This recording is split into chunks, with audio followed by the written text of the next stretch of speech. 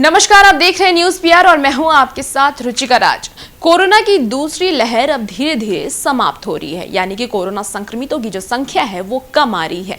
लेकिन विशेषज्ञों की तरफ से ये पहले ही आगाह कर दिया गया है कि कोरोना की तीसरी लहर आ सकती है, क्योंकि अगर हम पहले की सर्वे की बात कर लें तो पहले सर्वे में यही पता चला है कि कोरोना 3 चरणों में आती है, यानी कि 3 स्टेज में कोरोना आती है। इसको लेकर के विशेषज्ञों ने पहले ही भारत को यह आगाह कर दिया है कि अब एक और लहर कोरोना की आ सकती है। लेकिन इसी बीच अब सरकार की तरफ से धीरे धीरे अनलॉक की प्रक्रिया शुरू की जा रही है, यानी कि सारी चीजों को खोला जा रहा है। वहीं अब शैक्षणिक संस्थानों को भी खोलने की बात सरकार की तरफ से कर दी गई है और कई ऐसे राज्य हैं जहां पर शैक्षणिक संस्थान अब फिर से पहले की तरह खुल गए हैं। भले ये 50% बच्चों के साथ ही, यानी कि 50% छात्रों के साथ ही खोले गए हैं, लेकिन खोल दिए गए हैं। इस बीच कहा यह जा रहा था कि तीसरी लहर में बच्चे सबसे ज्यादा प्रभावित होंगे।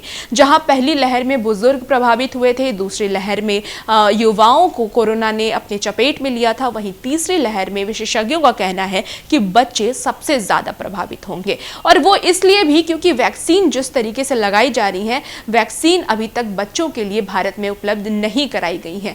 जहां बुजुर्गों को वैक्सीन लग चुकी है और अभी युवाओं की बारी है और युवाओं को भी वैक्सीन लगाई जा रही है, लेकिन बच्चों पर अब तक ट्रायल ही चल रहा है। बच्चों के लिए अब तक वैक्सीन भारत में उपलब्ध नहीं कराई गई है। इस बीच स्कूल खोलना क्या सही होगा, क्योंकि पहले ही विशेषज्ञों ने ये चेतावनी दे दी है कि बच्चों पर इस बार कोरोना का खतरा मंडरा सकता है। कौन कौन से राज्य में स्कूल खोले हैं और किस किस पैमाने पे किस किस प्रोटोकॉल के साथ स्कूल को खोला गया है, आइए हम उसको आपको विस्तार से बताते हैं।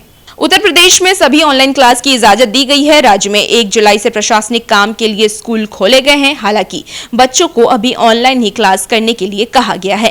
राज्य सरकार ने केवल टीचिंग और नॉन टीचिंग स्टाफ को स्कूल आने की इजाजत दी है। वहीं अगर हरियाणा की बात कर लें तो हरियाणा में 16 जुलाई से स्कूल खुलेंगे। हरियाणा में सभी स्कूलों को कक्षा 9 से 12 के लिए 16 जुलाई और कक्षा 6 से 8 के लिए 23 जुलाई से खोलने का निर्णय लिया गया है। मुख्यमंत्री मनोहर लाल खट्टर ने बताया है कि शिक्षण संस्थानों को इस दौरान कोरोना के प्रोटोकॉल का सख्ती से पालन करना होगा।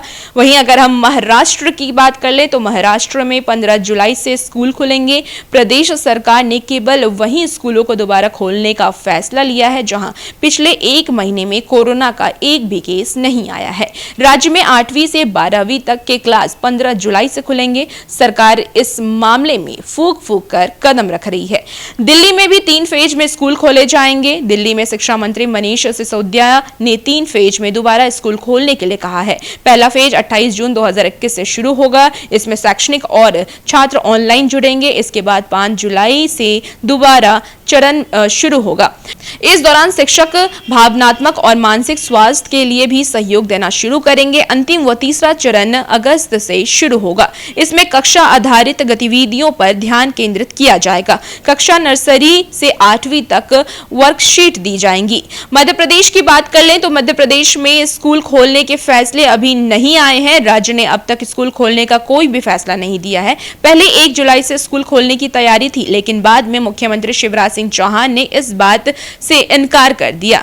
उन्होंने कहा है कि इस बारे में बाद में फैसला किया जाएगा। फिलहाल कक्षाएं ऑनलाइन ही चलेंगी। अगर हम बात करें बिहार की तो बिहार में चरणबद्ध तरीके से स्कूल खोलने का फैसला लिया गया है। राज्य में चरणबद्ध तरीके से स्कूल खोला जाएगा। 6 जुलाई से स्कूल खोलने शुरू हुए हैं। कहा जा रहा है कि कोरोना की स्थिति को देखते हुए फैसला लिया गया है। तमिलनाडु में अभी स्कूल खोलने का निर्णय है। कोरोना के मामले में उल्लेखनीय गिरावट आने के बाद ही राज्य में स्कूलों को खोला जाएगा। कक्षा 12 के नतीजे घोषित होने के बाद ही स्कूल में प्रवेश मिलेंगे। वहीं अगर आंध्र प्रदेश की बात करें तो आंध्र प्रदेश में 16 अगस्त से स्कूल खुलेंगे। प्रदेश सरकार 16 अगस्त से स्कूल दोबारा खोलने का फैसला किया है। ऑनलाइन क्लास 12 जुलाई तक शुरू होंगी। कर्नाटक में भी 19 जुलाई से कॉलेज को दोबारा खोलने पर विचार किया जा रहा है। सरकार और मान्यता प्राप्त कॉलेज को 64% छात्रों और 85% स्टाफ की उपस्थिति के साथ ही उन्हें खोलने की तैयारी की गई है। तो आपको बताएं कि अब इन सारे राज्यों में स्कूल खोलने की तैयारी की जा रही है। कई राज्य ऐसे हैं जिन्होंने अभी स्कूल खोलने की अनुमति नहीं दी है, यानी उनका कहना है कि अभी ऑनलाइन क्लास ही चले, जिसमें कि मध्य प्रदेश शामिल है। क्योंकि जैसा कि देखा भी जा रहा है कि हाल में जो केसेस कोरोना के बढ़ते जा रहे हैं डेल्टा प्लस वेरिएंट की वजह से, यानी कि डेल्टा प्लस वेरिएंट ज्यादा खतरनाक माना जा रहा है। इसलिए भी खतरनाक माना जा रहा है क्योंकि वैक्सीन भी इस पे काम नहीं कर रही है।